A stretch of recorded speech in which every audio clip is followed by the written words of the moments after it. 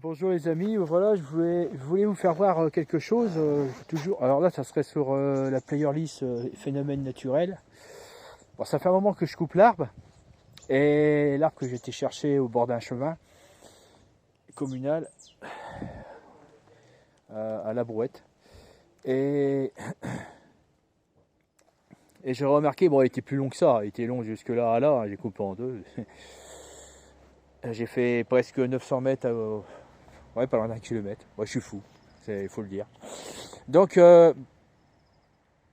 cet arbre-là était tombé depuis longtemps par terre. Et apparemment, c'était le haut de l'arbre qui est toujours sur place, mais c'est le haut qui a été sectionné et tombé un peu plus loin.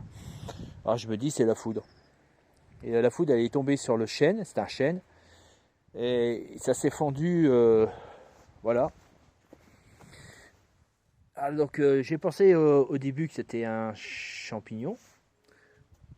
Il y a une petite graine là. Oh, je pensais au début que c'était un champignon, mais non, non, il n'y a rien à faire. C'est bien la foudre. Là, le trace du bois calciné. Donc, il est tombé, l'arbre a explosé. Parce que bon, je sais pas si j'ai pris le pied il est où? Donc, on voit comment ça a été sectionné. Je crois que je l'ai tronçonné le pied. Voilà. Non, je sais plus où il est passé. Où on voit que le pied, il est complètement. Il a sauté comme ça, mais arraché, explosé plutôt. Là, explosé, le cœur l'a explosé. Et ça a fondu toute la longueur de l'arbre. Et pour savoir s'il a été foudroyé, ça quand c'est noirci comme ça, c'est pas un champignon. C'est dû à une combustion électrique. Alors, c'est surtout celui-là, alors là, il est vraiment impressionnant. Donc, de ce fait, tout ce qui a été noirci n'est pas mangé par les champignons. Apparemment, ce sont des insectes qui ont apporté ou qui ont mangé le restant de l'arbre. Les insectes, on appelle ça des cloportes, je crois. Mais bon, c'est foutu par terre. Ils rentrent dedans et ils doivent amener le champignon, que le champignon mange le bois, et lui doit manger le champignon. Vous voyez, enfin, il fait une culture de champignons, un peu comme les fourmis, à part qu'ils font des colonies, mais c'est pas aussi ordonné que ça. Ah, il est là. Attends, voilà. Vous le voyez là? Ici, il se déplace. Alors c'est eux. Alors, il y en avait un beau paquet. Alors, je les ai foutus là, par terre. Pour pas les tuer, quoi, éviter du bio. Ah, putain, j'ai mal aux hanches. Ah, on voit bien.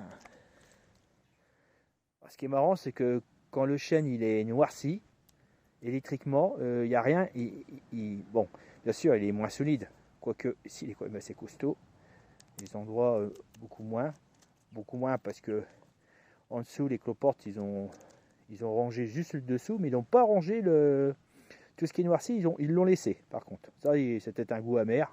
Les champignons ne mangent pas. Attends, il y en a un qui porte là, regardez. Ils font un tunnel.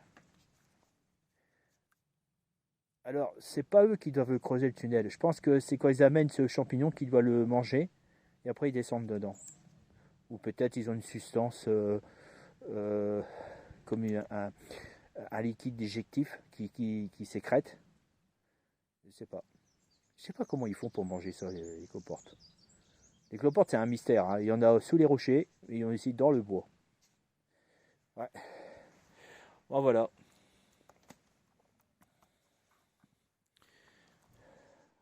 Et vu par l'électrocution, bah, le reste, il n'a pas été touché.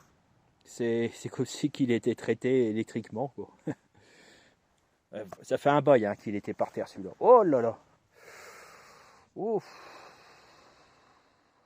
Bah, c'est un chêne, hein, et pour que ce soit bien sec, il faut...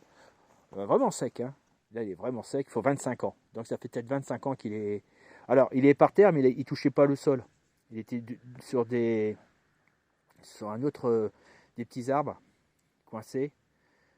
Donc les petits arbres, c'était des noisetiers, je crois, ou peut-être des petits chênes, non, des noisetiers. J'ai oublié de récupérer les glands de de ce chêne parce que bon, l'autre moitié est toujours sur pied et il pousse encore, un peu malade parce que la tête a explosé, il y a peut-être des infiltrations et des infections. Et je vais récupérer ces glands et puis les semer dans la nature. Ça ne sert à rien, c'est gratuit. Mais en espérant que les hommes ne vont pas couper le chêne trop vite. Voilà, voilà les amis. Un petit clin d'œil sur les forces électriques qui sont incroyables et qui me fascinent. Allez, bye bye. Et n'oubliez pas, mettez-moi un petit pouce et abonnez-vous. Bye bye.